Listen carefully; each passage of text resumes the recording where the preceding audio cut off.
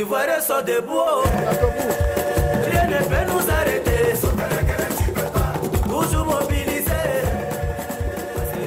Peuple de Côte d'Ivoire, mesdames, messieurs, très chers téléspectateurs, bonsoir. On sait que vous attendez ce moment-là, vous êtes nombreux à vous dire qu'est-ce qu'ils vont nous dire pour nous rassurer, pour nous galvaniser, qu'est-ce qu'ils savent de la préparation de ces éléphants. Eh bien, ici même, ce soir, on va vous dire beaucoup de choses.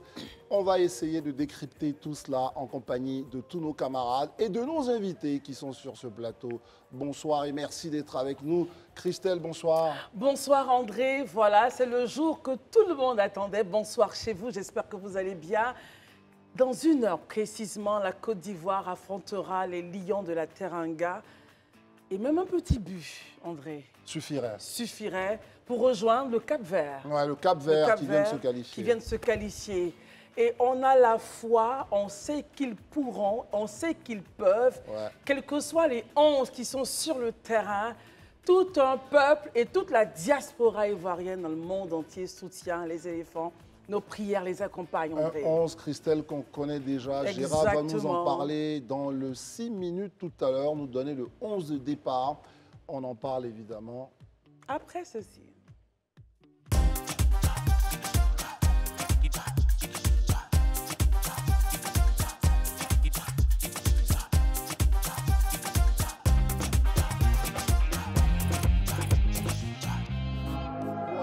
L'un des grands habitués de ce type de rendez-vous.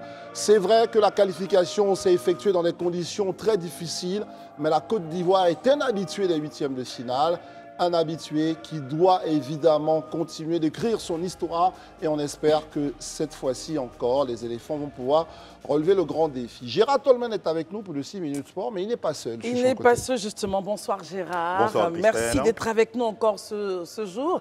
À côté de vous, Zézéto nous a rejoint. Bonsoir Zézéto. Bonsoir. Ancien footballeur international. Et à côté de Zézéto, il ne parlera pas de football, mais c'est toujours dans l'environnement de la CAN. André Vladimir Amand, chef du Centre national de réponse aux incidents de cybersécurité. Merci d'être avec nous. Merci, c'est moi qui vous remercie.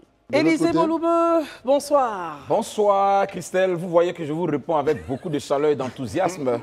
Oui, parce que c'est exactement avec cet état d'esprit que les éléphants monteront sur le terrain aujourd'hui.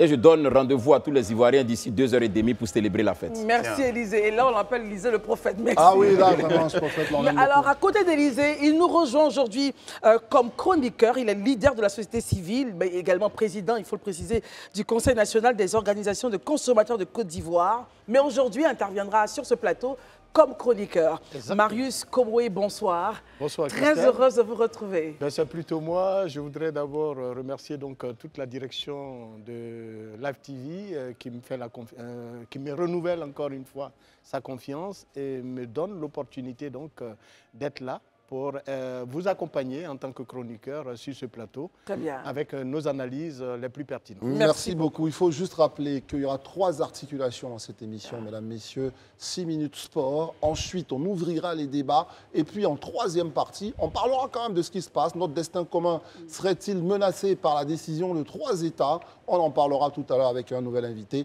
Mais pour l'heure, Christelle, on ouvre le 6 minutes sport. Effectivement, avec Gérard Tolman, il est là. On démarre maintenant.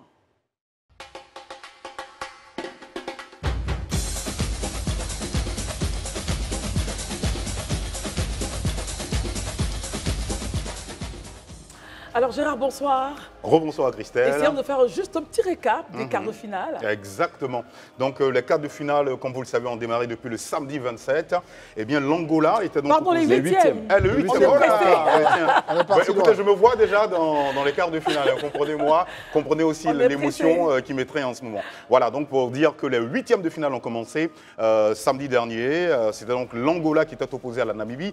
3-0 pour l'Angola qui se hisse en quart de finale comme le tout premier pays de cette 34e édition de la CAN chez nous, ici à domicile. Et puis, que dire, il y a un but qui nous a, particulièrement marqué, c'est le but de Mabouloulo à la 66e. Cet enroulé somptueux, soyeux, là, qui fait un poteau entrant. Ce troisième but. Oh là là là là là, quelle merveille ça a été. Et puis derrière ça, les Super Eagles du Nigeria ont, eux, dominé, ont donné une petite leçon de foot aux Lions indomptables du Cameroun. Voilà, une bonne petite leçon. C'est vrai que Ola Aina a été l'auteur du doublé qui a propulsé les Super Eagles en quart de finale. Voilà, ils vont donc rencontrer pour ces quarts de finale l'Angola. Donc ce sera Cameroun-Angola. Et là encore, c'est un match qui est assez ouvert, qui va se disputer. Il y a eu le duel des Guinées. Exactement. Exactement, oui. Écoutez, la belle aventure de la Guinée équatoriale s'est arrêtée hier face à la Guinée-Conakry. Les hommes de Kaba Diawara ont pris le dessus. Voilà, un seul petit but aura suffi. Emilio Nsue, le meilleur buteur de la CAN, à 5 réalisations, a manqué un pénalty. Et puis l'Égypte, hier, ça a été d'interminable tir au but, même si on n'a pas dépassé le record. Jusqu'au bout, du bout, c'était franchement le suspense. Un but partout en temps réglementaire, ce qui fait que l'Égypte aura eu 4 matchs nuls en temps réglementaire. Ça, c'est vraiment un fait qu'il faut souligner, assez particulier d'ailleurs. Ils n'ont jamais perdu, on va dire, sur le terrain. Voilà, et puis ça s'est joué au tir au but. Les deux gardiens, le gardien Gabaski de l'Égypte, lui, fait ricocher son ballon sur la barre transversale qui part mourir dans les gradins. Et puis, le gardien de la République démocratique du Congo, lui, a juste... Qui est concret. Ah oui, et ça nous rappelle justement Copa Paris. Ah oui, tiens, ça ce sont de bons souvenirs, ça. Les souvenirs de 2015 qu'on aimerait qu'ils puissent se perpétuer, en tout cas, pour cette CAN ici au pays. Et puis, le rêve se poursuit pour Cabo Verde. Ah oui. Cap Vert. Et le match vient à peine de se terminer. Le Cap Vert s'est qualifié pour les quarts de finale et donc va rencontrer le vainqueur de la rencontre entre la Côte d'Ivoire et le Sénégal. Et sur le plateau ici, je sais qu'unanimement, on voudrait que ce soit la Côte d'Ivoire. Eh bien, n'est-ce pas André, hein? Du coup, ouvrons avec vous, Gérard. Comment les staffs se sont préparés? On sait qu'il y a eu donc des conférences de presse des deux entraîneurs. Exactement. Qu'est-ce que vous en avez tiré comme enseignement? En tout cas, commençons par celle de Aliou Cissé, l'entraîneur sénégalais. C'est vrai qu'il, dans un premier temps, était vraiment... comment dire, a mis un peu le frein d'abord dans un premier temps. Il a dit comme ça, tiens, écoutez, c'est une nouvelle compétition qui va démarrer pour la Côte d'Ivoire. Et que si par malheur, la Côte d'Ivoire arrivait à battre le Sénégal, eh bien le Sénégal descendrait de son piédestal avec tous ses lauriers, etc., etc. Mais en 92, il y a quand même un petit trophée qu'ils avaient prêté à la Côte d'Ivoire, qu'ils souhaiteraient récupérer, en tout cas, pour cette rencontre qui arrive. Un trophée voilà, à la Coupe d'Afrique. Exactement, c'était le tout premier pour ouvrir. Et puis après, il y a eu 2015. Par contre, Faye Mers, lui, a déjà dit que le moral des joueurs est au beau fixe. Voilà, que la débâcle contre les langues nationales est oubliée. Voilà, donc c'est une nouvelle Côte d'Ivoire, c'est une nouvelle compétition qui démarre. Gérard, pour rebondir sur ce que vous dites, un journaliste lui a posé la question de savoir dans quel état d'esprit les joueurs étaient. Il a répondu d'une façon très intéressante, et on en a parlé sur ce plateau, André, il a dit, si vous savez comment j'étais en tant que joueur, ce que vous m'avez connu en tant que joueur, c'est comme ça qu'ils seront. Et là, ça m'a fait réfléchir, je me suis dit, attends, en tant que joueur, il était quelqu'un de teigneux, qui allait jusqu'au bout, et donc on aura forcément une belle équipe de Côte d'Ivoire ce soir. Tout à fait, exactement. Justement, puisqu'elle parle de belle équipe de Côte d'Ivoire, quel est ce 11 national qu'aligne Emers Faye pour sa première sélection? Exactement. En tout cas, il n'a pas dérogé au 4-3-3 dans lequel on était déjà contre les langues nationales, sauf qu'avec quelques petites sorties, avec des petites sorties, voilà. Donc il y a Aurier, voilà, qui revient, il y a Kosonou, il y a Ndika, il y a Ghislain Conan. Notre 4 en ce qui concerne la défense. Et puis devant, il y a une petite pointe basse avec Jean-Michel Seri, voilà, qui fait son entrée. Voilà, qui fait son entrée, qui était exactement à la conférence de presse. Et puis Gradel aussi. Gradel, oui, qui sera sur un côté Diakité, sur un côté plus Crasso, sera donc pointé. En tout cas, moi j'aime. On a parlé du milieu avec. Oui, au milieu du terrain, oui, on a 3. On a Seri, on a Fofana, Seko Fofana, et on a Sangaré Ibrahim. Voilà donc ce qu'on peut dire du 11 ivoirien, mais tout ça n'est pas fini. C'est pas fini parce que pour les huitièmes de finale demain, Gérard, on a quand même 2 oppositions, Mali-Burkina à 17h, et puis notre cher pays, donc deuxième pays, le Maroc, qui rencontrera l'Afrique du Sud. C'est un duel fratricide auquel on aura droit entre le Mali et le Burkina Faso. Voilà, donc ça va se jouer, comme vous le disiez tantôt, très chère Christelle, à 17h GMT. C'est sûr que là, dans les différentes tanières, on est en train de préparer ce qu'il faut, voilà, pour être à la hauteur de cet événement. Et puis sur le coup de 20h, le Maroc sera donc opposé à l'Afrique du Sud. Le Maroc, le trophée fuit depuis 1974. Wow. Et puis l'Afrique du Sud, quant à elle, on se souvient, avait remporté le trophée à domicile en 96. Très bien. En tout cas, merci Gérard. Voici ce qu'on peut retenir donc de ce 6 minutes sport. Merci beaucoup. Merci. Mais vous ne partez pas, comme d'habitude. Ouais, je suis là. On dit merci à Gérard. Merci tout de suite.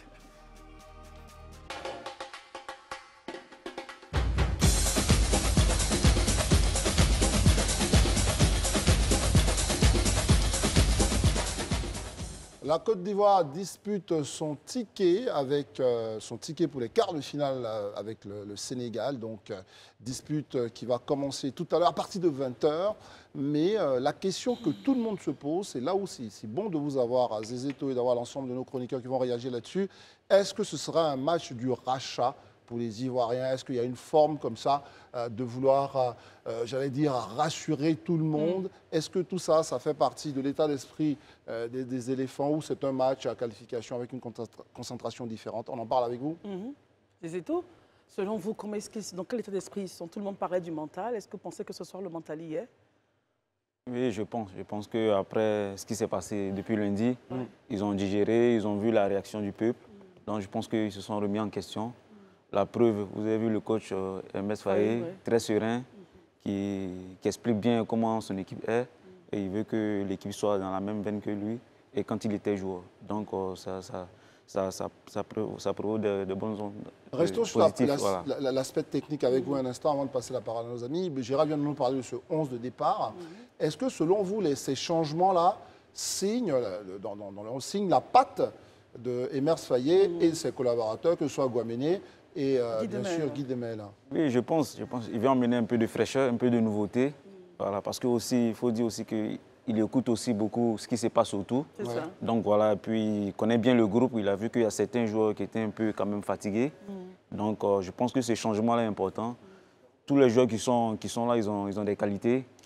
Voilà, il faut savoir les faire jouer comme il faut. Et je pense qu'il va réussir à les mettre dans les conditions qu'il faut pour pouvoir bien s'exprimer. Donc je pense que je ne suis pas inquiet. Voilà. Parlons un peu peut-être avec Élisée de l'arrivée d'Aurier, de Mas Gradel, de ceux-là qui rejoignent la sélection aujourd'hui. Ben, vous savez, moi je pense qu'on est à quelques minutes d'un match important. Peu importe ceux avec qui on va au combat, il faut juste les galvaniser, les remobiliser. C'est vrai, peut-être que si on doit se référer à l'état de forme avant la compétition, pour certains, on se dirait que c'est probablement pas le meilleur moment pour eux d'entrer sur le terrain. Mais comme par exemple, Aurier? Oui, qui depuis un moment quand même ne joue pas en club, ou même Mas Gradel. Mais comme je le dis, les tournois comme la CAN, c'est un tout autre championnat. Tu peux ne pas vraiment briller en club et puis vraiment exploser. Et quand on sait un peu la position dans laquelle la Côte d'Ivoire aujourd'hui, je crois que c'est un cœur de lion, un cœur de guerrier qu'il faut avoir. Peu importe que tu aies été titulaire en club ou pas, mais aujourd'hui, on te demande de mouiller le maillot au point même si possible de laisser la vie, mais en tout cas, il faut aller à fond. Et je pense que ce discours-là, comme à écouter la conférence de presse de Faye, je pense que ce discours-là, en tout cas, c'est ce qui a été servi à tous les joueurs. Et eux-mêmes ont vu un peu l'accueil que la population leur a réservé à Amsokoro. Cette population-là mérite quand même d'être honorée en retour. Et je crois qu'ils en sont totalement conscients. Très bien, merci beaucoup, Élisée. On va vous entendre là-dessus, Marius Komoué. Quel état d'esprit, selon vous, ces joueurs-là vont mettre justement en face de la nation dès ce soir à 20h? Des guerriers, des tacticiens et plus malins. Enfin, ça va être quoi cet état d'esprit qui va peut-être faire la différence selon vous? Ne perdons pas de vue que les joueurs ivoiriens que vous venez de citer tantôt brillent dans des grands clubs et ont quand même une grande expertise en matière de football et surtout de gestion de grandes rencontres comme celle-ci. Que vous preniez Mas Gradel, qui est d'ailleurs un champion d'Afrique, vous prenez Serge Aurier, qui est également un grand joueur qui a parcouru des grands clubs en Europe. N'oubliez pas que c'est un ancien du Paris Saint-Germain qui aujourd'hui évolue en Grande-Bretagne. Tout cela mis dans un même sac, on pourrait penser que nous avons les meilleurs joueurs. Nous avons des joueurs qui peuvent rivaliser avec ceux du Sénégal et peuvent nous amener satisfaction au cours de cette CAN que nous organisons chez nous. Il est donc indéniable que, comme l'a dit Élisée, que nos jeunes gens comprennent la nécessité de l'engagement de la nation. à leur côté. Des Ivoiriens mobilisés comme un seul homme. Les Ivoiriens savent supporter leur équipe. Ouais. Les Ivoiriens aiment le football. Les Ivoiriens veulent voir une équipe déterminée, avec des joueurs engagés. On peut perdre, comme l'a dit l'un des plus grands joueurs de ce pays, mais perdre de la belle manière serait mieux que perdre dans la honte. Alors, Armand Vladimir, c'est vrai que vous êtes dans la technologie, mais je sais que vous êtes un féru de foot. Alors, les Ivoiriens, certains ont quitté Yamoussoukro, du moins Abidjan pour Yamoussoukro ce matin à 5 h. Depuis vendredi, les départs, la ville est remplie. Les Ivoiriens, d'un seul cœur, supportent ces éléphants. Est-ce que nos pachydermes pourront supporter cette pression, selon vous? Alors, je pense que ce sont des professionnels rompus à la tâche. Donc, ils ont l'habitude de ces grandes occasions avec une pression tout aussi pareille. C'est clair que la CAN a ça d'un peu différent quand on joue chez soi. Mais la débâcle qu'on a connue, je pense, a servi de leçon et la nouvelle organisation qui a été mise en place permettra naturellement, j'en suis convaincu, aux joueurs de reprendre du peps. Et surtout, là, on est sur un match décisif. Il n'y en aura pas un second si on le perdait. Donc moi, j'ai foi qu'ils donneront tout pour honorer le maillot. Ça change quoi, Gérard, vous qui êtes un observateur quand même du football, d'avoir un milieu dans lequel... parce que beaucoup disaient que notre milieu était trop créatif. Et ça change quoi d'avoir quelqu'un comme Jean-Michel Seri, que faire entrer Guy Demel et son compère Fayet? Jean-Michel Seri, en tout cas, cette particularité-là d'être un très bon distributeur en même temps et d'être aussi très bon devant la défense en tant que numéro 6. Je crois déjà dans le discours d'Emers Fayet, c'est un discours de rupture. Il dit, tiens, c'est un autre match qui commence aujourd'hui. Donc, c'est apporter de l'expérience avec déjà la jeunesse qu'il y a et tout. Aurier, c'est de l'expérience. Jean-Michel Seri, c'est de l'expérience. Max Gradel, c'est de l'expérience. Donc, voilà déjà ce mix-là à quoi on s'attend. Je crois que ça va donner quelque chose d'assez intéressant. Une mayonnaise qui va vraiment bien prendre et on l'espère... remporter, pourquoi pas, ce match contre le Sénégal. Zézito, le 11 entrant, vous satisfait? Je ne sais pas, parce que j'aurais voulu voir d'autres joueurs. Lesquels, par exemple? Voilà, j'aurais voulu voir peut-être Adingra. Okay, j'aurais voulu voir sur ce match-là, comme il est assez décisif. Je ne suis pas trop sûr de la forme de Aurier. Voilà, vu depuis le début, je ne pense pas qu'il soit très en forme. Mais ça n'enlève rien à ses qualités. Bien sûr. Mais j'aurais voulu voir quand même un Senghor, peut-être que... avec sa forme physique et tout, il pouvait nous apporter. Mais là, je suis un peu inquiet pour Aurier parce que je l'ai vu 2 matchs jouer, il était un peu à la rue. Donc, avec les Sénégalais qui sont au top en ce moment, avec Sadio Mané, avec le petit Lamine Ismaïla Sarr qui bouge beaucoup. Ben, j'espère qu'il va tenir, mais bon. Est-ce que sur ça, vu que vous touchez un point essentiel, vu que les Sénégalais sur les ailes avec Sarr, et qui sont très virevoltants, est-ce que le choix de Aurier, c'est un choix d'expérience par rapport à un choix de vélocité, de vivacité? Vous vous dites que l'entraîneur, c'est quoi? Comment il analyse ça au point de mettre quelqu'un comme Aurier? Non, je pense que ça fait quoi? Depuis ça fait 3-4 jours, il est entraîneur. Donc, il est avec eux. Peut-être Aurier, mentalement, il est plus aguerri que Senghor. Donc, aujourd'hui, ce match-là va se jouer mentalement. Voilà, parce que le Sénégal aussi, je pense que dans mes calculs, ils n'ont jamais gagné la Côte d'Ivoire. Ils ont gagné, mais bon, ça date quand même. Bon, ça date, voilà, on va dire. Mais depuis, Ali Soussé veut briser aussi ce mythe-là. Donc, il va mettre tous les ingrédients de son côté. Et je pense que si le coach Fayet a décidé de mettre Aurier, peut-être que c'est pour... Peut-être qu'il est prêt mentalement par rapport à Senghor. Le Sénégal et la Côte d'Ivoire, c'est 22 rencontres. Exactement. Voilà, 22 rencontres depuis 1962. Voilà, et de ces 22 rencontres, la Côte d'Ivoire totalise aujourd'hui 17 victoires. 4 pour le Sénégal. Ça sera la 18e aujourd'hui. Voilà, alors justement, parlons, on peut arriver jusqu'au tir au but. On l'a vu, apparemment, il y a une saison qui est ouverte, mais on espère que ça ne va pas arriver jusqu'à la Côte d'Ivoire. Mais on ne sait jamais. Est-ce que notre gardien est prêt, Zézito? Sur le gardien, la titularisation, j'espère qu'il est prêt. Mais je pense qu'il est prêt parce qu'ils ont dû travailler ça à l'entraînement aussi. Parce qu'il faut prévoir tout ça. Quand tu joues un match éliminatoire direct, on prévoit toujours les tirs au but. On sait qui va tirer, on sait qui ne va pas tirer. le gardien sait que s'il y a 5 personnes qui marquent, ça va arriver à son tour. Donc tout ça, je pense que c'est des professionnels. Gardien, on a des bons tireurs chez nous aussi. Oui. Tu sais, tu vas tirer. Tu vas tirer. Donc, alors, que tu sois bon ou pas, moi, je n'étais pas bon tireur de pénalty. Donc moi, je refusais à chaque fois de tirer. Ah, d'accord. Mais quand ça arrivait sur moi, il fallait tirer. Et donc, vous marquez? Ouais, pas souvent. Je n'ai pas tiré beaucoup, mais bon. Commençons à parler de... Jusque-là, finalement, le fait de jouer à domicile, ça n'a pas été un vrai atout. Donc les éléphants, ils quittent Ebimpe, ils se retrouvent à Yamoussoukro. Et disaient, est-ce que vous pensez que le fait de se retrouver...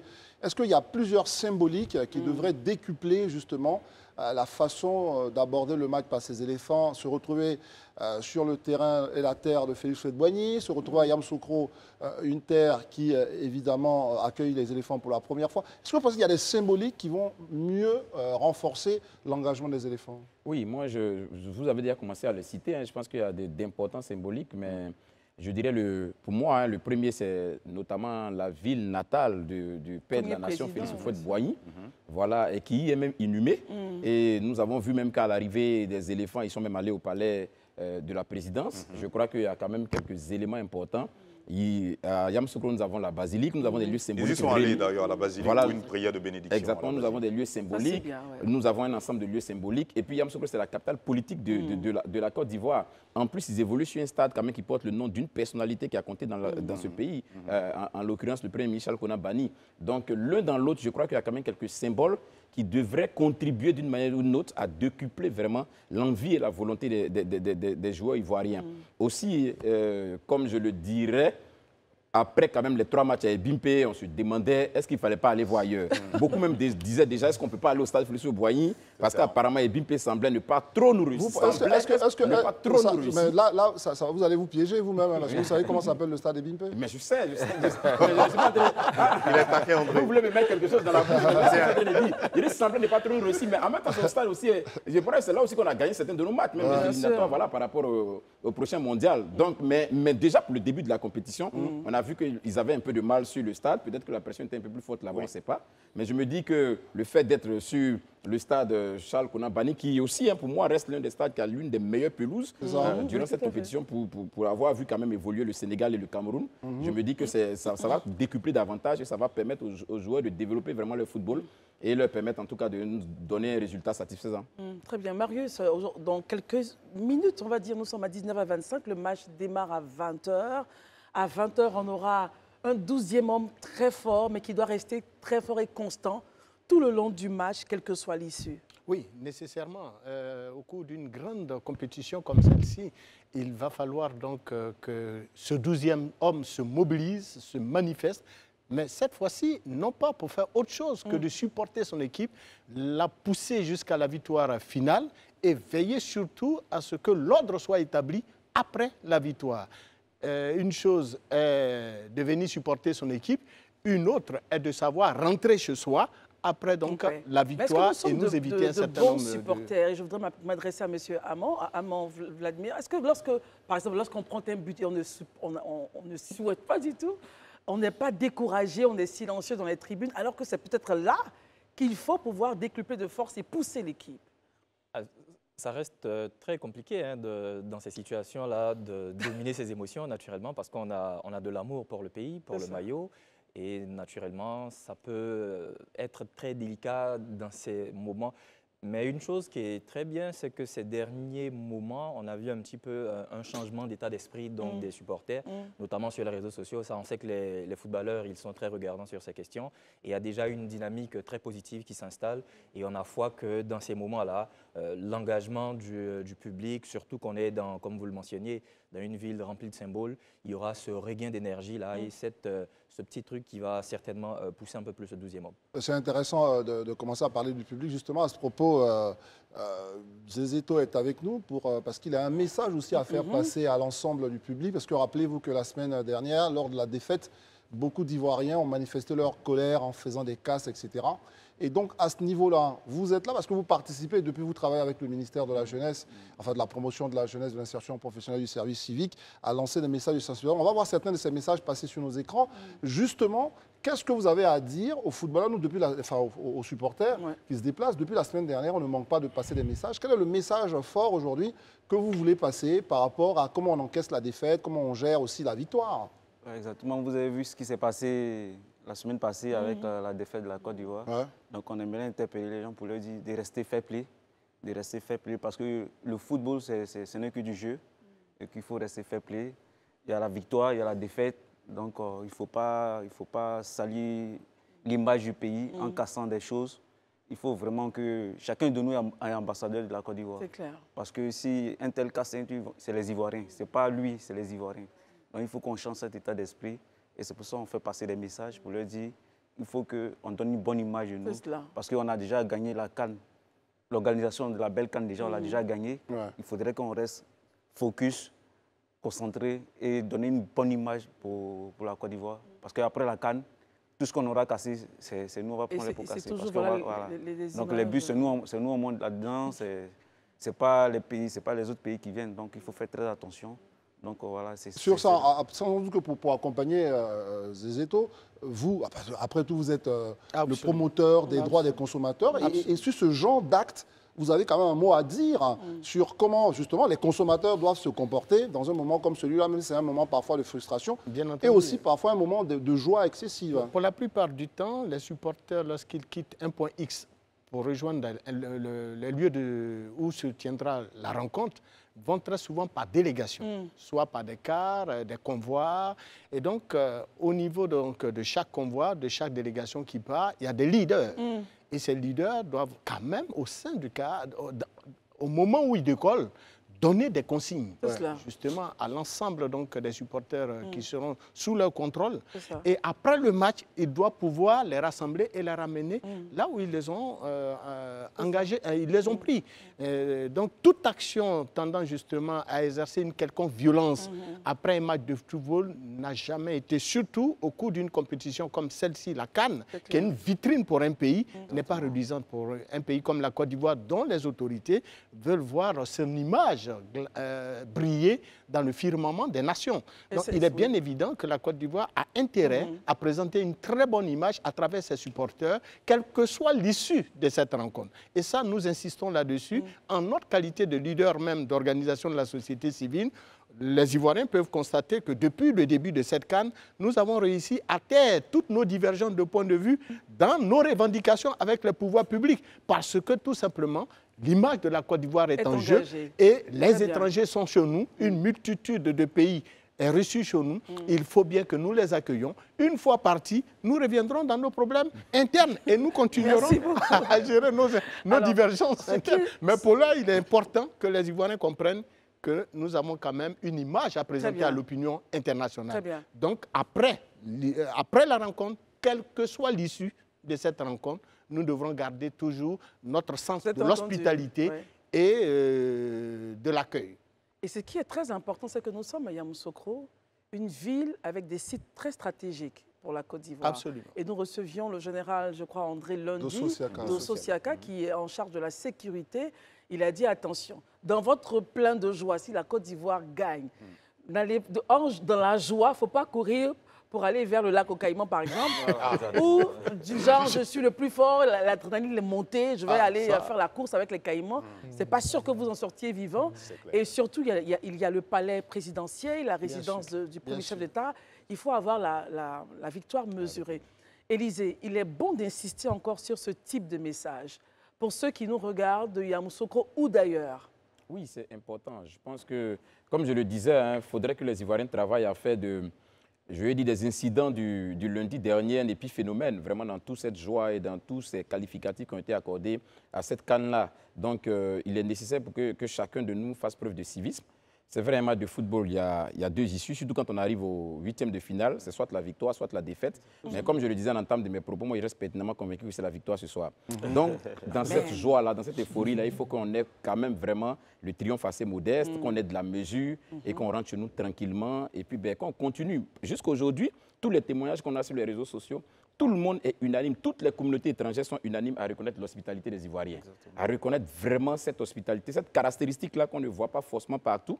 Et ça, c'est une réputation que nous, en tant qu'Ivoiriens, quelle que soit notre situation, on doit être en mesure de pouvoir préserver cela. Et ça, c'est important. Très bien. Gérard, vous voulez rajouter un mot? Non, je veux simplement dire en 10 secondes que notre devise dit union, discipline, travail. Nous sommes un peu disciplinés, c'est tout. Disciplinés. Bien, vous avez bien fait de rappeler notre devise. Autre endroit, justement, qui parfois sert de défouloir, c'est justement le monde cybernétique.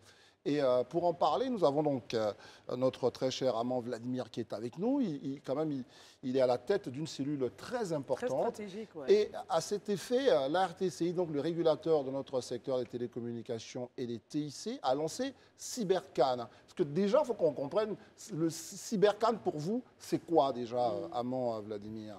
Alors, merci André de nous donner l'opportunité de présenter ce programme-là qui a été initié justement à la faveur de l'organisation de la plus belle CAN, la plus belle CAN de l'histoire. Alors, le numérique aujourd'hui fait partie intégrante de notre vie, de tous les modes de consommation également. Et on s'est rendu compte que même dans l'organisation, il y a une grande part donc, des infrastructures qui sont numériques.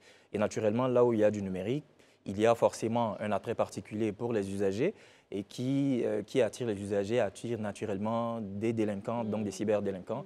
Et le programme CyberCan en soi a été mis en place pour apporter une certaine confiance numérique aux usagers qui viendraient dans notre pays, pour ceux qui y vivent. Naturellement, l'objectif est de protéger, sécuriser au mieux donc les infrastructures numériques, j'entends les sites Internet. On va aujourd'hui avoir possibilité donc de faire des achats, acheter un billet en ligne. Il faut protéger les données des citoyens, il faut protéger les cartes bancaires et les mots de passe, les comptes en ligne. Il y a vraiment toute une panoplie de risques auxquels les usagers sont exposés. Et c'est justement l'objectif pour nous de mettre en place ce programme, c'est d'assurer une supervision un peu plus large du cyberespace, donc qui part même au-delà des infrastructures numériques mises en place par la CAN jusqu'aux sites les plus sensibles. Les sites les plus sensibles, ce sont des sites gouvernementaux. Ce type d'événement-là a pour effet donc de mettre sous le feu des projecteurs naturellement. Donc le pays, il y a son côté positif, mais le revers de la médaille, c'est qu'il y a ces cyberdélinquants-là qui en regardent. Vous avez bien fait. Je ne sais pas si je vous pique votre question, mais est-ce que justement, sous forme de bilan, qu'est-ce qu'on a constaté déjà? Qu'est-ce que CyberCan nous a permis d'éviter? Ça a permis de réduire quoi en ce moment en termes d'attaques? Faisons une sorte de petit bilan. Voilà, c'est vraiment la même question. Est-ce qu'en ce moment, vous êtes sous pression? Parce qu'il y a du monde, il y a des informations qui circulent. Qu'est-ce que vous avez évité comme problème en ce moment? Alors, je pense qu'on n'aurait pas mieux fait de mettre CyberCan en place parce que justement, entre le moment où on lance le programme et aujourd'hui, nous observons un pic de près de 60%. Donc, une recrudescence de plus de 60% en termes de cyberattaques. Et globalement, pour mettre ce programme, on avait effectué une analyse des risques qui nous permettait de voir c'est qui les acteurs menaçants à regarder en particulier, c'est quoi les types d'attaques auxquels nous serons confrontés. Et nos pronostics étaient plus ou moins justes dans la mesure où les types d'attaques les plus redoutés sont ceux qu'on voit le plus. Aujourd'hui, les sites Internet gouvernementaux, par exemple, sont les plus attaqués. Ils sont vraiment attaqués là. Pendant qu'on est en train de faire l'émission, on a des notifications qui viennent. Il y a des sites qui sont régulièrement attaqués. On ne peut pas citer de nom, mais je peux vous assurer qu'il y a beaucoup de sites stratégiques qui sont régulièrement sous le feu des projecteurs, qui sont attaqués.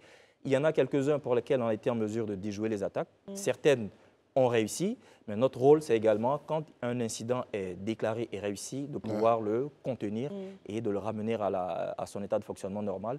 Et c'est essentiellement ce que nous faisons. Et le dernier point le plus important, c'est tout ce qui a trait à l'utilisateur. On voudrait, au-delà de la plus belle CAN, donc faire la fête, que les usagers aient l'assurance, donc une certaine confiance numérique, que leurs données sont protégées et que leurs actifs, donc leurs biens sur Internet sont protégés également. Par rapport à cela, M. Hamon, quel est le protocole d'accord que le citoyen lambda devrait observer en manipulant ces réseaux dans ces moments assez complexes? C'est ça. Alors, il y a un principe très simple, c'est celui de l'hygiène numérique. Donc, ça s'appelle l'hygiène numérique. C'est quelques règles, donc très simples, que nous avons formalisées donc, sous forme de petits guides qui est disponible sur le site Internet du CICERT. Mais de manière très simple, le principe, c'est de comprendre que la vie numérique, elle est exactement pareil que ce qu'on fait dans la vie, dans le monde physique. Donc, naturellement, chez moi à la maison, quand je rentre, je m'assure donc de fermer mes portes, de verrouiller tout ce que j'ai. Je dois faire exactement la même chose avec mes comptes en ligne.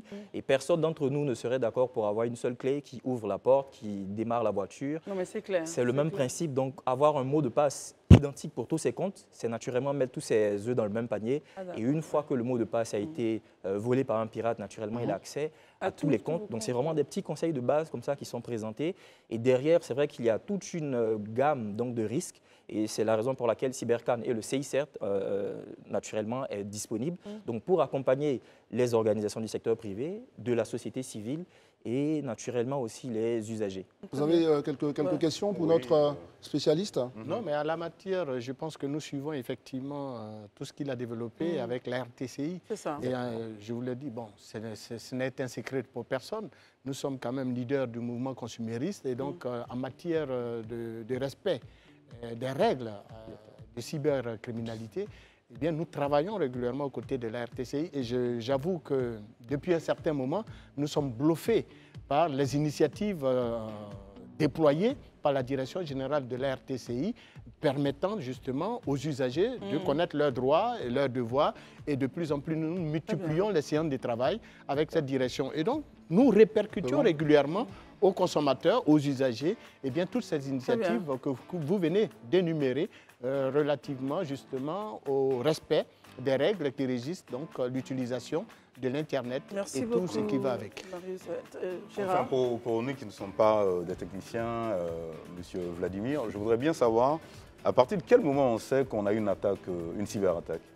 Quel est l'élément qui montre justement qu'on a une cyberattaque? Alors, on dira que tout dépend du périmètre qui est considéré. Donc, prenons l'exemple très simple d'un compte Facebook. Donc, je reçois, ou alors des correspondants vont recevoir des messages que je n'ai pas envoyés. Donc, c'est vraiment le premier signe qui me montre qu'il y a une activité autre que celle légitime. Donc, je n'ai pas mené cette action, mais des personnes vont recevoir. Et parfois, ces messages qui sont envoyés, c'est pour demander de l'argent ou éventuellement faire de la pression. Parce que là, on a une grosse montée aussi de ce qu'on appelle le sextortion, donc qui va consister à faire une pression du chantage contre la divulgation de vidéos ou de photos qui peuvent être compromettantes parfois. Donc ce sont ces petits éléments-là qui peuvent déjà mettre la puce à l'oreille. Et puis sur les comptes, il faut faire un check régulier. Par exemple, nous on donne régulièrement ce conseil-là, ses comptes en ligne, son compte bancaire par exemple, faire un état régulier de ses mouvements bancaires. Donc si je constate le moindre mouvement, le moindre centime, il faut rapidement faire...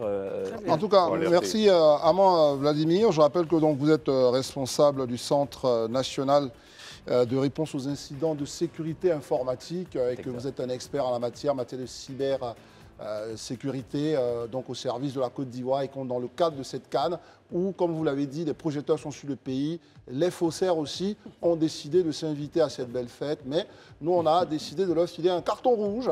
Et ça a commencé, tout comme vous, Zézéto, qui donnez un carton rouge à la violence, vous dites c'est la victoire de la non-violence, soyons fair play, on peut gagner, on peut perdre, mais gardons de la dignité et la fête va se poursuivre. Christelle, voici ce qu'on peut dire dans cette première partie, mais on ne part pas, permettez-nous à la régie juste un mot pour le pronostic, parce que moi j'adore ça, j'ai dit 2-1 la dernière fois, ne me posez pas la question, là ce soir, vous dites quoi? 1-0 pour la Côte d'Ivoire. Zézéto? On gagnera au tir au but. Tir au but. Ah, Zézéto. Moi, je vais sortir un 2-1 pour la Côte d'Ivoire. 2-1 aussi. Marius? Pareil, 2-1. Mais moi, j'avais dit la dernière fois, devant l'offensive, l'armada offensive du Sénégal, ce serait inimaginable qu'il ne marque pas de but. Mais on va gagner 2-1. Voilà. Moi, je prie Dieu pour 1-0. Voilà. 1-0. Voilà. Donc à tout à l'heure.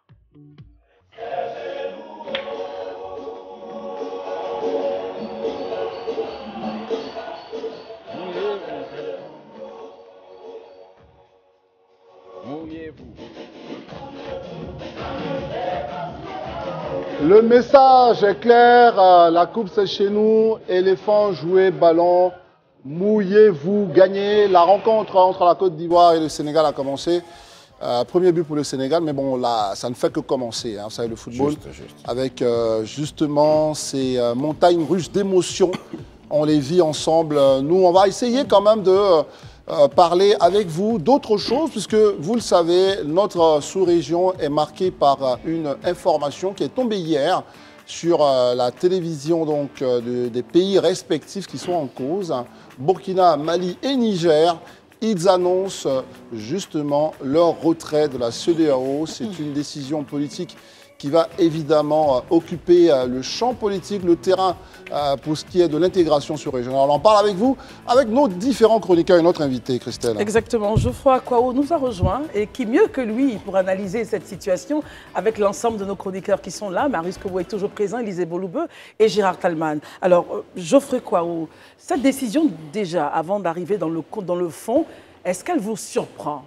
Cette décision de ces trois États-là? Non, ce n'est pas une surprise, en ce sens qu'on voyait depuis 2019 que la CEDEAO et les trois pays concernés ne partageaient plus d'atomes crochus. Il y avait de grands différends relativement à la gestion du pouvoir dans ces États. Et donc, ce n'est pas une surprise. Très bien. Maintenant, regardons un peu le communiqué conjoint de ces trois États-là, Geoffroy. Est-ce que vous pensez qu'ils respectent la donne, la règle? Le droit dit, selon l'article 91 qui régit donc les États membres, il faut 1 an pour préparer sa sortie. Là, on nous dit avec effet immédiat. Sans délai. Oui, d'abord, il faut voir le statut de la CEDEAO. La CEDEAO est une organisation internationale, c'est-à-dire une association d'États à partir d'un traité. Autrement dit, les États demeurent souverains, mais l'organisation elle-même n'est pas souveraine. Quelles sont les conséquences juridiques et politiques? C'est-à-dire que lorsque une organisation internationale prend une décision, elle ne s'impose pas aux États. Les États l'appliquent avec ce qu'on appelle la bonne foi. C'est ça.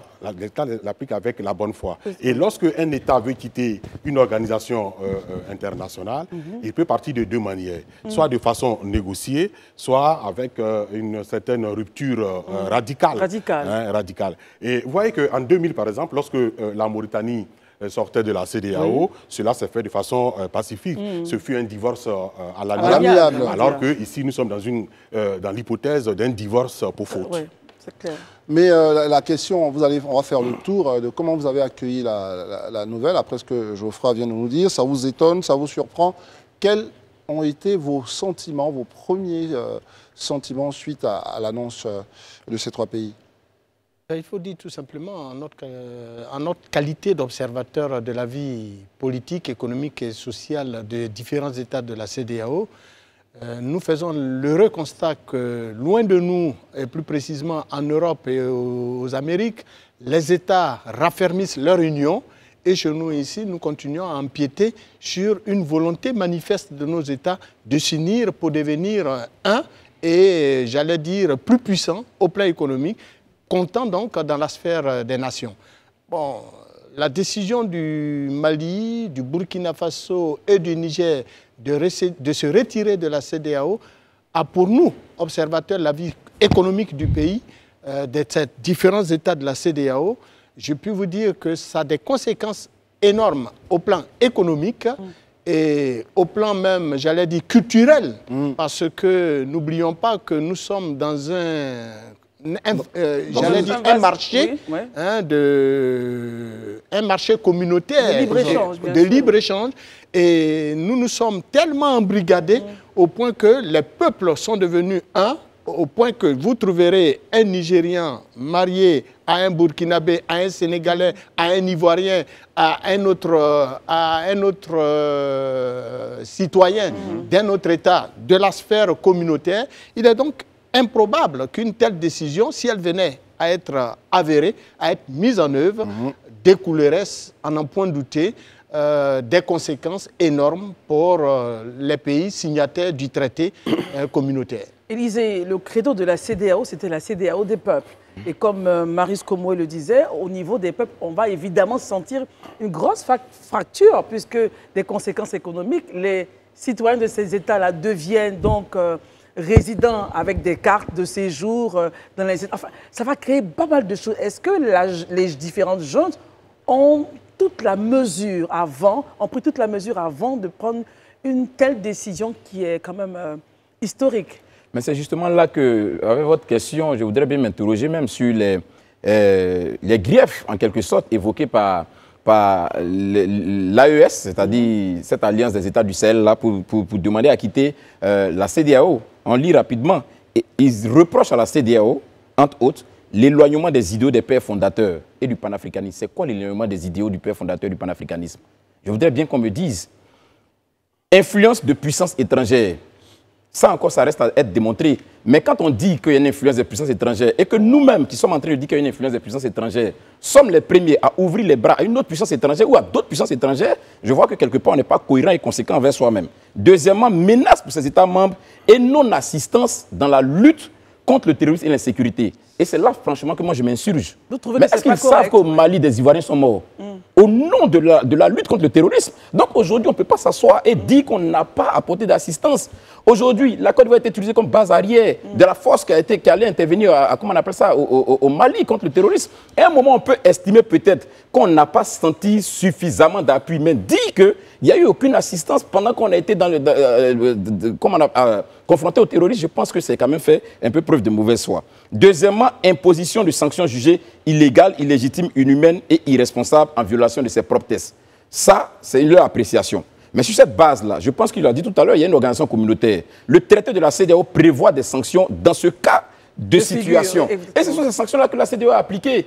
La CEDEAO n'a pas pris de sanctions hautes pour essayer de museler un État. C'est des traités signés par les États membres. Sur cette base-là que la CEDEAO prend un ensemble de dispositions. Donc, quelque part aussi, il faut qu'on soit cohérent. Je peux comprendre qu'on n'est pas d'accord aujourd'hui avec les idéaux, avec la manière dont la CEDEAO fonctionne. Mais dit, en tout cas, sous ces raisons-là, comme les raisons qui font aujourd'hui qu'on truc, je pense que c'est vouloir cacher la forêt avec un arbre. Très bien. Alors, Gérard Talman, est-ce que vous pensez que la CEDEAO a été faible justement, à cette époque-là où on parlait d'options militaires, si elle avait été, réalisée, est-ce qu'on aurait justement ces trois juntes-là qui décident de partir? On aurait eu un schéma différent, n'est-ce pas? En tout cas, ce que moi je dis déjà en ce qui concerne la sortie de ces trois États-là de la CEDEAO, rien ne m'étonne dès lors que l'AES a été créé, a été mise en place, et c'est donc les signes précurseurs d'une certaine sortie en fait, de la CEDEAO. En même temps, en ce qui concerne l'intervention de la CEDEAO au Niger, par exemple, puisque c'est de cet État-là qu'il s'agissait, bon, il y avait beaucoup de paramètres qui entraient en ligne de compte parce que certains États n'étaient pas d'accord avec cette intervention-là, qui voulaient qu'il y ait une solution qui soit plutôt négociée, une solution pacifique. Voilà, et il y a ce genre de paramètres-là qui entraient donc en ligne de compte. Alors, Geoffroy, justement, revenons aux conséquences sur les ressortissants. Parce que d'ici, déjà au Niger, on a une marche, André, qui montre des populations heureuses de voir l'AES, les pays de l'AES, donc sortir de la CEDEAO. Pensez-vous que l'impact populaire serait que le positif? Il pourrait y avoir des populations de ces pays-là, par exemple en Côte d'Ivoire ou ailleurs, qui diraient attention, il faut faire attention, parce qu'on est mis à mal. Cela m'amène à compléter justement le raisonnement sur la légitimité populaire de cette décision. Parce que si on me dit que ça manifeste pour l'approuver, finalement, on se posait la question sur la légalité même. Parce qu'ils ont le pouvoir, mais est-ce qu'ils ont la légitimité d'engager le peuple dans un cadre de transition? Est-ce que finalement aussi la légitimité serait populaire? Donc, sur ça. Oui, la légitimité est différente de la légalité. On est d'accord. La légalité, c'est ce qui est conforme au droit. La légitimité, c'est ce qui est conforme à la volonté de la population, donc, ou du moins de la majorité de la population. Ouais. À partir du moment où ils sont arrivés au pouvoir par un coup d'État, ça pose d'abord un problème de légalité. On est d'accord. Parce que dans toutes les constitutions, la voie, surtout dans des démocraties, pour accéder au pouvoir, c'est l'élection. Mais attention, ça pose, le problème de la légitimité est à relativiser. Vous savez, on peut faire un coup d'État avec l'assentiment populaire. Hein? Vous savez, en 1958, le général de Gaulle est venu au pouvoir après un coup d'État. C'est ça. Hein? Et il a mis en place la constitution de la 5e République du 4 octobre 1958 de façon dictatoriale. C'était un pouvoir de fait. Mais le général de Gaulle n'a jamais souffert de légitimité, sauf en 1968, et après le non au référendum. Donc ici, à l'observation et de loin, on voit que ces trois régimes-là sont soutenus par la majorité des populations de leur... Pourquoi vous dites majorité? Qu'est-ce que non, je dis bien de loin, en tant qu'observateur. On n'a pas eu de référendum, hein, Geoffroy. Non seulement de référendum, mais est-ce que vous êtes, votre raisonnement, vous pouvez le pousser au bout en disant qu'ils ont la majorité à partir du moment où on n'est pas dans un régime qui permette aux contestataires de s'exprimer? Non. Attendez, aujourd'hui, nous avons par exemple des éléments, des instruments de mesure, comme par exemple les réseaux sociaux. C'est ça. Et on voit un peu que dans la majorité des cas, les populations, même en dehors de ces 3 pays, les populations des pays de la CEDEAO sont pour une majorité favorable aux idées avancées par Assimi Goïta, Traoré et Tiani. Et donc ça pose aussi un problème de gouvernance politique. Vous voyez, tout à l'heure, Élysée a souligné un peu les griefs portés par les 3 pays. Par exemple, on parle de l'ingérence de puissances étrangères. Vous savez, pour être l'homme de son pays, il faut être l'homme de son temps. Aujourd'hui, le temps en Afrique sert la pleine souveraineté. C'est l'indépendance totale. Vous voyez, il n'y a pas de cas similaire dans le monde où, des années plus tard, les anciennes colonies sont tenues par l'ancien colonisateur. Le cas, par exemple, du franc CFA... Geoffroy, permets-moi d'ouvrir un débat avec vous. Permettez-moi, pardonnez-moi. C'est vrai qu'on se connaît, on se tutoie, mais si on va se voyer, d'ouvrir un débat avec vous. Quand vous tenez ce discours-là sur notre supposée dépendance de l'extérieur, elle se manifeste comment? C'est qu'aujourd'hui, politiquement, quels sont les faits qui montrent que la CEDEAO n'est pas souveraine et aux ordres de quelque puissance que ce soit? C'est quoi ces faits-là? L'un des éléments que les uns et les autres avancent et qui me paraît extrêmement pertinent, c'est l'élément monétaire. Vous savez, quand on parle de souveraineté, c'est l'exclusivité du pouvoir dans un certain nombre de domaines. L'armée, la justice, la monnaie. Lorsque vous n'avez pas la plénitude de votre monnaie, du strict point de vue du droit, vous n'êtes pas un État souverain. Non, mais Geoffroy, permettez-moi de vous bloquer. Votre argument me paraît un peu spécieux. À partir du moment où, sur les 15 États membres, vous n'avez que 6. Si on compte, on va dire, on n'a que 8. Puisqu'il y a 8 États membres qui sont dans la zone UEMOA. Donc pourquoi vous parlez de la zone monétaire alors qu'il y a 7 et le pays le plus important, les 2 économies les plus importantes, c'est-à-dire le Nigeria et le Ghana, ont leur propre monnaie. Donc c'est à quel moment vous parlez de problèmes monétaires dans une région qui comprend 15 pays? Oui, mais nous sommes en phase. Vous corroborez, mais vous dites par exemple que les 2 premières puissances de la CEDEAO, le Nigeria qui fait à lui seul 70% de l'économie. On est d'accord? À sa propre monnaie. À sa propre monnaie. Donc, le Ghana a sa propre monnaie. Mais je parle des pays francophones. Je parle de l'attachement à l'ancienne puissance coloniale. Notre monnaie quand vous regardez les pays membres de l'UEMOA, exclusion faite de la Guinée-Bissau, ce sont des États francophones, que ce soit en Afrique centrale également. Vous voyez. Et donc, au niveau de la symbolique, ça marque ce qu'on appelle la France-Afrique. En même temps, Élysée, bon, Élysée. D'accord, ok. Moi, je voudrais rebondir. Je pense que je comprends ce que Geoffroy veut dire, mais je pense qu'il est important de ne pas faire d'amalgame. Moi, je pense. Sur la question monétaire, je crois que les intellectuels africains, même membres de la CEDEAO, mènent la réflexion et même ont poussé, je peux dire, à un certain niveau, les pouvoirs publics même à suivre leur chemin. La preuve, les États membres de la CEDEAO ont décidé d'aller une monnaie qu'on appelle l'ECO. Et ce projet est en cours. Il est en train d'être, en tout cas, tout ce qui va avec, est en train d'être mis en place. Parce que les pays ne sont pas au même niveau. Il faut qu'on ait quand même un minimum pour qu'on aille tous ensemble. Élysée, à l'époque où l'ECO était en travaux, ces pays qui quittent étaient évidemment associés à cette. Mais bien sûr, c'est ce que je dis. Et donc, sur la question de la monnaie, je pense qu'aujourd'hui, c'est fait un faux procès que de dire qu'on est encore sur cette question. Moi, je crois qu'il y a une chose qui est fondamentale qu'il ne faut pas perdre de vue dans cette situation. Quand excusez-moi, je vais revenir rapidement. Il faut qu'on soit quand même à un certain moment animé de bonne foi, à un certain moment. Quand Assimi Goïta fait le coup d'État, qu'est-ce qu'il dit?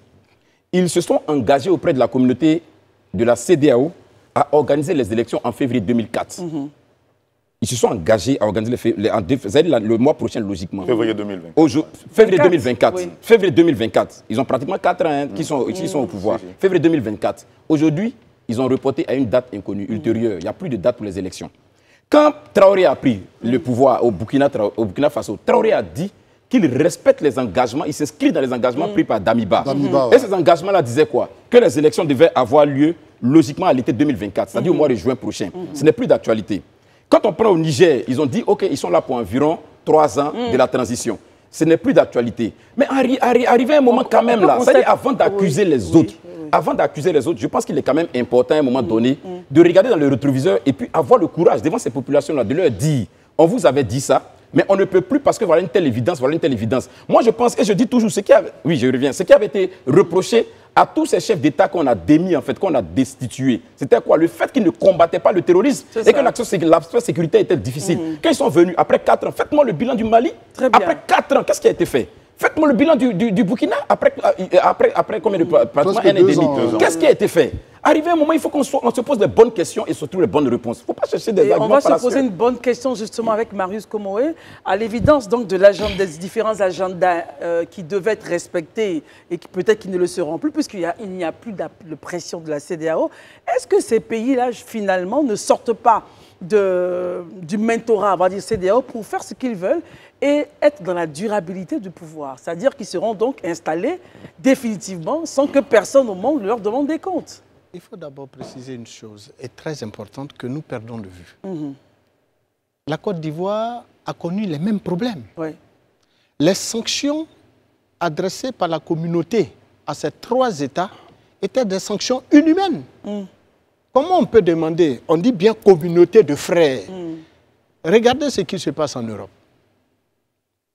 Un pays qui n'est même pas membre de l'Union européenne est violenté par un autre.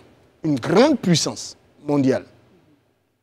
Ce pays fait frontière à une communauté, cette communauté se met en branle et l'aide à combattre la grande puissance. Malgré que on sait bien que les forces en présence ne sont pas équitables. Ici, sous nos cieux, en Côte d'Ivoire, on a pris la décision de ne pas nous soigner et donc de ne pas nous envoyer des médicaments. Des décisions d'ordre politique qu'on impose aux populations. J'arrive, je termine pour vous dire... Non, j'arrive, je le dis... Vous allez aller plus rapidement. Non, mais je vais y aller alors. Alors, donc, pour vous, au niveau des sanctions, quand vous prenez les sanctions de la CEDEAO, que prévoient les sanctions de la CEDEAO en cas de violation de ces textes, du traité? Les sanctions disent, et je vous le lis, la suspension de l'octroi de tout nouveau prêt à toute nouvelle assistance par la communauté. La suspension de décaissement pour tous les prêts, pour tous les projets ou les programmes d'assistance communautaire en cours. Le rejet de la présentation des candidatures aux postes statutaires et professionnels. La suspension du droit de vote et la suspension de la participation aux activités de la communauté. Là, de tous ces textes, de toutes ces sanctions, avez-vous entendu qu'il y a lieu de ne pas envoyer des médicaments aux Maliens, aux Nigériens et autres? On a dépassé cette étape-là. Mais voilà, c'est ce qui les amène donc au constat. Ils se rendent compte qu'ils se battent seuls. Dans une communauté, quand vous êtes dans un groupe, c'est comme une cour commune. Ils ont violenté leur propre nation. Pourquoi vous dans une cour commune, comme si, quand vous avez affaire à quelqu'un de l'extérieur, mais la cour commune vous aide pour naturellement rétablir l'ordre. Mais on ne vous... Marius, vous savez bien que quand on arrive au pouvoir... On donne la parole à Geoffroy. Je vais prendre votre point et donner à Geoffroy. Ils sont arrivés au pouvoir quand même par des coups d'État. Oui, mais ça c'est connu. Mais on peut régler le problème sans mettre à mal la vie des communes. Vous nous avez déjà fait ce coup-là 3 fois. La première fois avec Assimi Goïta, on va régler le problème.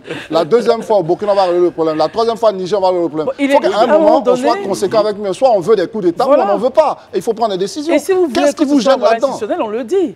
Oui, il faut dire que c'est vrai qu'ils sont arrivés au pouvoir par des coups d'État, mais quand vous regardez même l'historique de la CEDEAO, en 1975, tous les pères fondateurs, tous les pères signataires du traité des choses, exception faite de Félix Houphouët-Boigny, de Léopold Sédar Senghor et d'un certain 2 ou 3 autres... Et il y a des non, il y a des des putschistes. C'est ça. Mais on n'est pas en 1975, Geoffroy, en 2024. Pour le besoin de la discussion, je vous fais un rappel. Deuxièmement, il nous reste 2 minutes. Élysée dit quelque chose de pertinent. Il parle des élections. En fait, pour Élysée, c'est un prétexte pour éviter les élections. On pourrait analyser comme ça. Les élections, c'est pour légitimer le pouvoir. Mais les 2 dernières élections qui ont eu lieu au Mali n'ont pas été des élections légitimes parce qu'elles ne se sont pas déroulées sur l'entièreté de l'État. Du strict point de vue du droit, lorsqu'une élection n'est pas exclusive, elle ne donne pas la légitimité. Mais est-ce que vous pensez qu'il n'y a pas d'élection? Non, je ne peux pas. Accordez-moi 30 secondes pour que je rebondisse rapidement. Justement, moi, je partage même votre avis. À supposer que même ça n'a même pas été exclusif. Vous, quand vous prenez justement pour rétablir l'ordre des choses, parce que vous estimez que les choses ne sont pas faites dans les règles de l'art, quel est votre premier chantier en ce moment-là? Donc vous faites l'effort d'avoir l'exclusivité du territoire et donc pour organiser les élections. Vous avez eu 4 ans. Kidal est aujourd'hui libéré. Mais vous avez eu 4 ans. Mais les élections, est-ce qu'on a une date des élections? Oui, mais au lieu de sortir de la CEDEAO, mais ça relève de la souveraineté. Ce n'est pas à la CEDEAO. La CEDEAO est une organisation internationale. Ce n'est pas une fédération.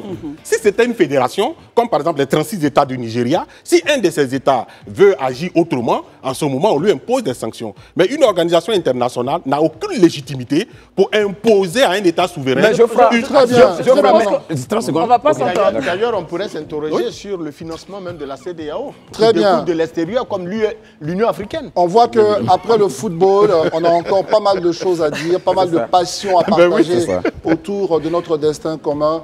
On va s'arrêter là, Christelle. Et remettre ce débat avec Geoffroy et Marius pour un autre jour. Pour l'instant, toutes nos prières accompagnent nos éléphants du côté de Yamoussoukro. Je ne sais pas ce qu'on a égalisé. Après 25 minutes, toujours 1-0 pour le Sénégal. On a égalisé? Non. Pas encore. Ça va venir. Mais je suis sûr qu'on égalisera. Allez. Non, nous sortirons vainqueurs à la fin. Bah, voilà. Mais c'est ce qu'ils avaient dit d'ailleurs.